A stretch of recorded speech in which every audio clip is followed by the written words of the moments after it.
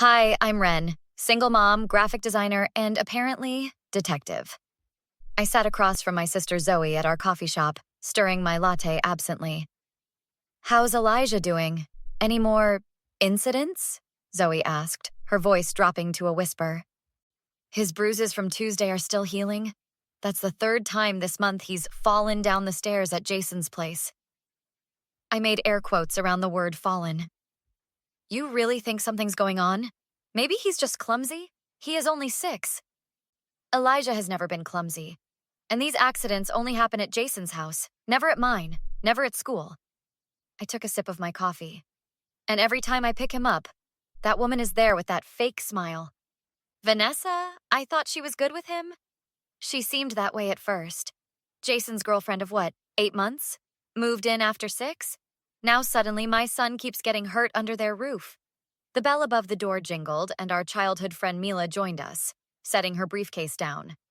Sorry I'm late. Fill me in. Your text sounded urgent. Ren thinks something's happening to Elijah at Jason's house, Zoe explained. Mila's expression shifted instantly from casual to professional concern. What kind of something? He keeps falling down the stairs. 3 times now. Always when Vanessa is watching him while Jason's at work. I pulled out my phone. Look at these bruises. Mila studied the pictures.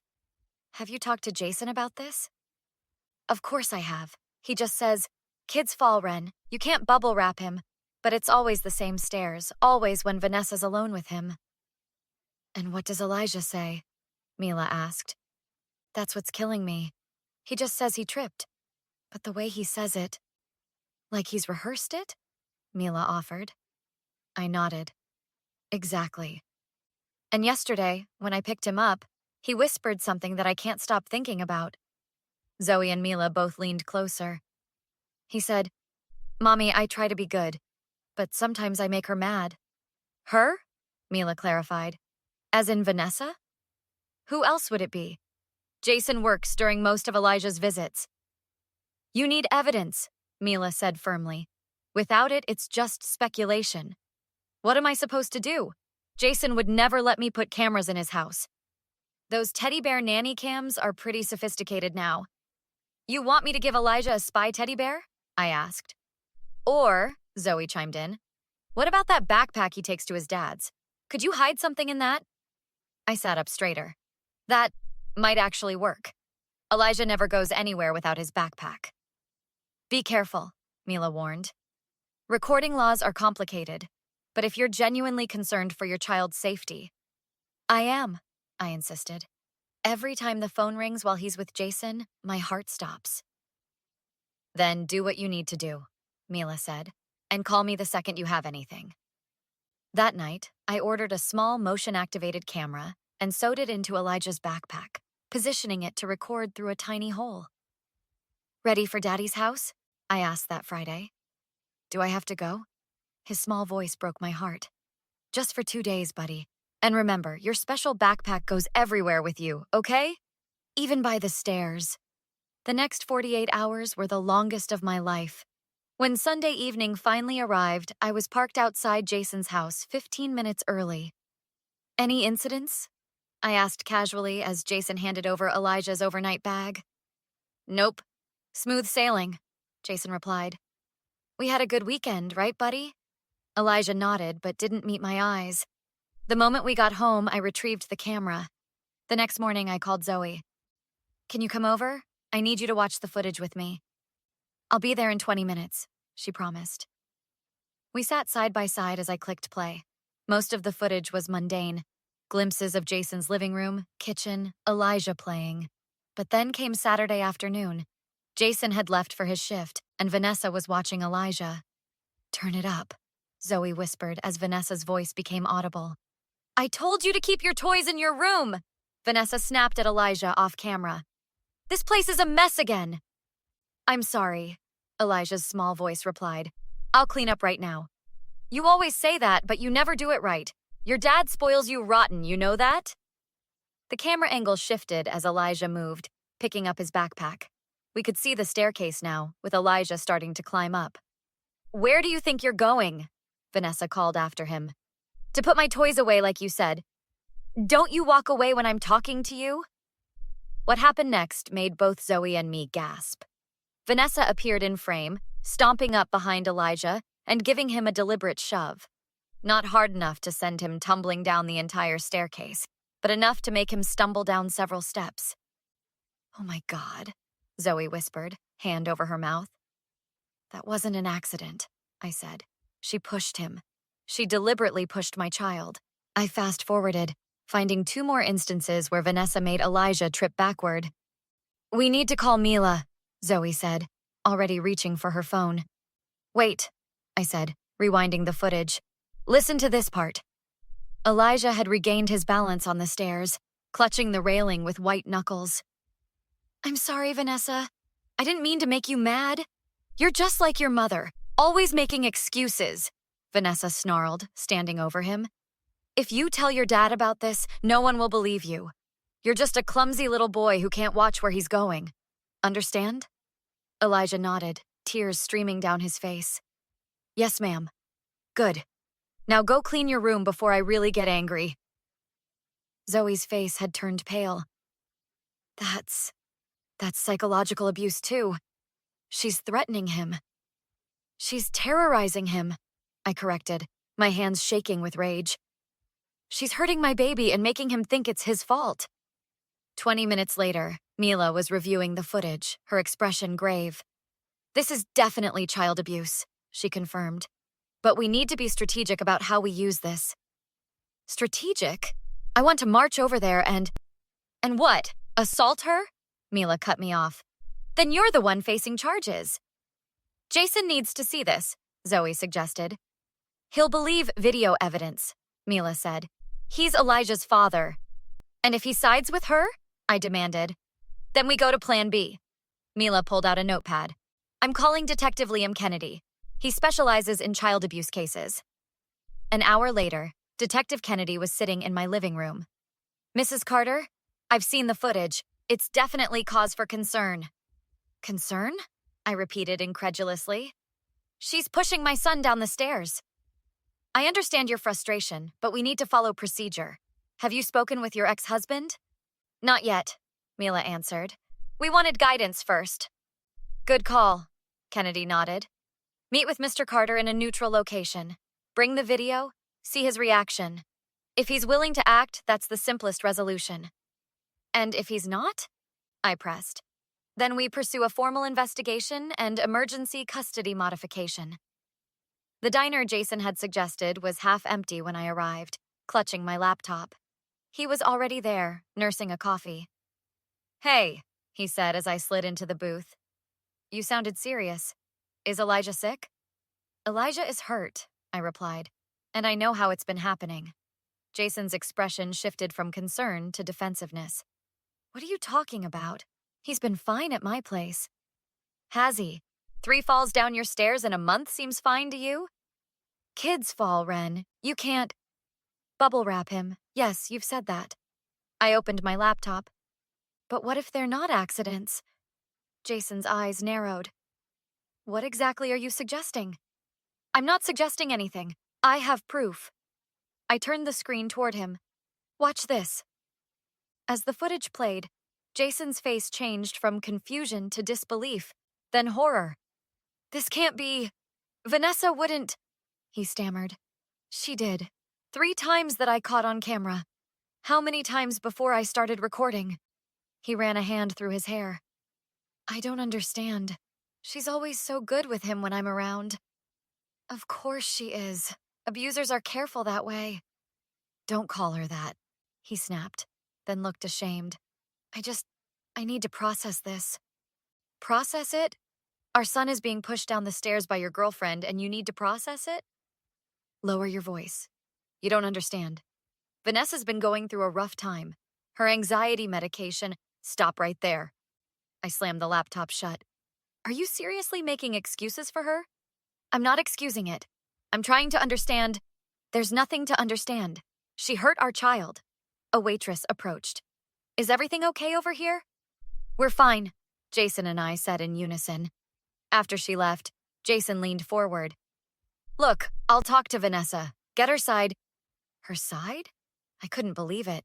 There is no her side. The video shows exactly what happened. Videos can be misleading. Maybe she just reached out to steady him. I stared at him. You're going to defend her, even with evidence right in front of you. I'm not defending anyone. I just think we need to be rational. Rational? I showed him photos of Elijah's bruises. This is what rational looks like to me. Jason flinched but hesitated. What do you want me to do? Throw her out based on a few seconds of video? Yes! That's exactly what I want you to do. That's what any parent would do. It's not that simple. We live together. She has nowhere else to go. I felt something break inside me. So your girlfriend's housing situation is more important than our son's safety? Jason looked away, his silence damning. I've already spoken to the police. Detective Kennedy has seen the footage. You went to the police before talking to me? Jason's face flushed with anger. What's low is watching that video and still defending her. What's low is putting your girlfriend before your child. I never said, you didn't have to. Your actions speak for themselves. I shouldered my bag. I'm filing for emergency sole custody tomorrow morning. You can't do that. Jason stood, grabbing my arm. I yanked away. Watch me, and if you try to stop me, I'll make sure everyone sees what your girlfriend does to our son. Ren, please. His voice softened. Let's talk about this. I'm sorry. I'm shocked and not handling this well, but I love Elijah. Not enough, I replied coldly. Not nearly enough. The courtroom was quiet as Judge Rivera reviewed the evidence. 3 weeks had passed since I'd confronted Jason. The court has reviewed the video evidence and testimony of all parties, Judge Rivera said. Mrs. Carter, did you have any other witnesses? Mila stood beside me. No, Your Honor. The evidence speaks for itself. Across the aisle, Jason sat with his attorney. Vanessa was notably absent. Mr. Carter, Judge Rivera turned to Jason. Do you dispute the authenticity of the video evidence presented by Mrs. Carter? Jason's attorney whispered something to him before he stood.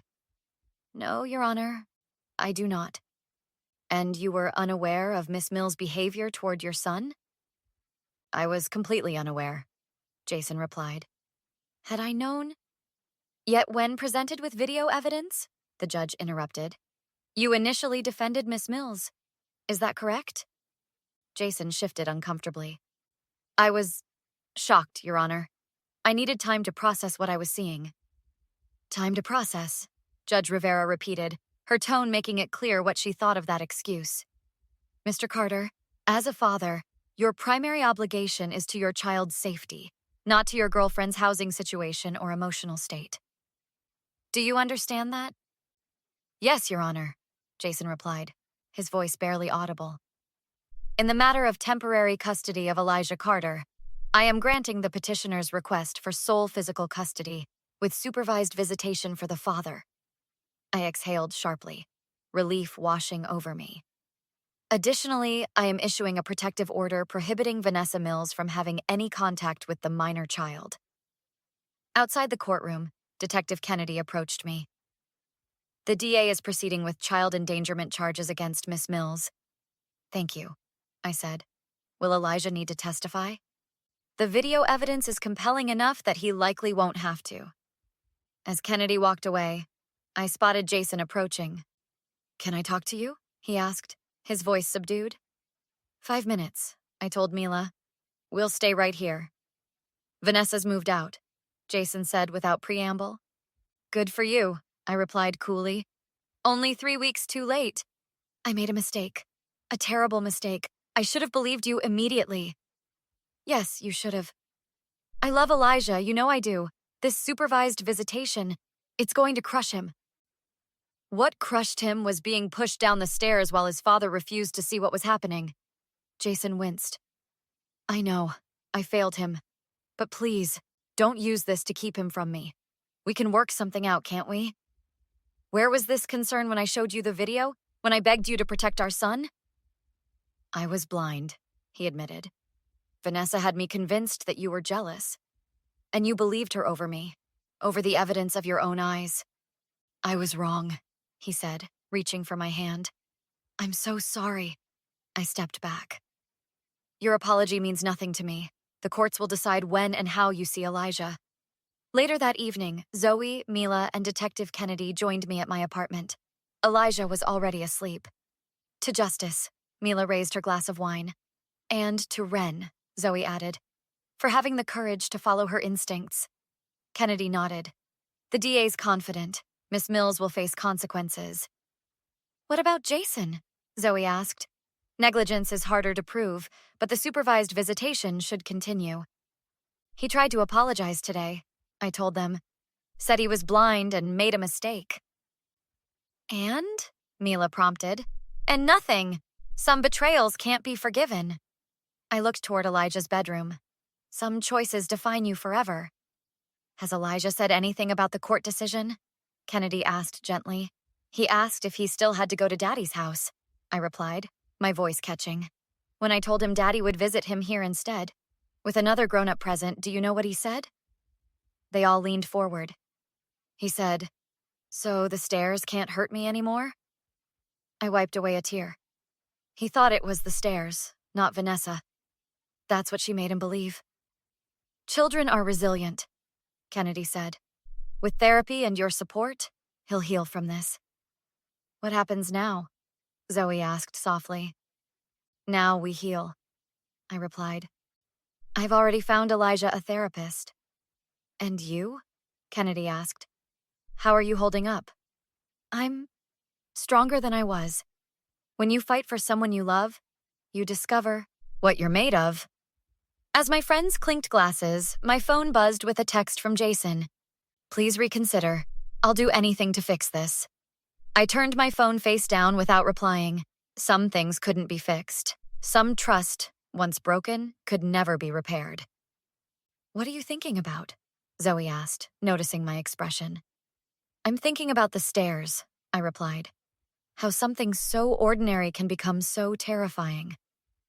And how sometimes, Mila added thoughtfully, the fall isn't the worst part. It's discovering who pushed you. I nodded, looking around at the people who had helped me fight. And who catches you when you fall. Have you ever had to make a difficult choice to protect someone you love? What lengths would you go to for justice? Like and comment with your thoughts.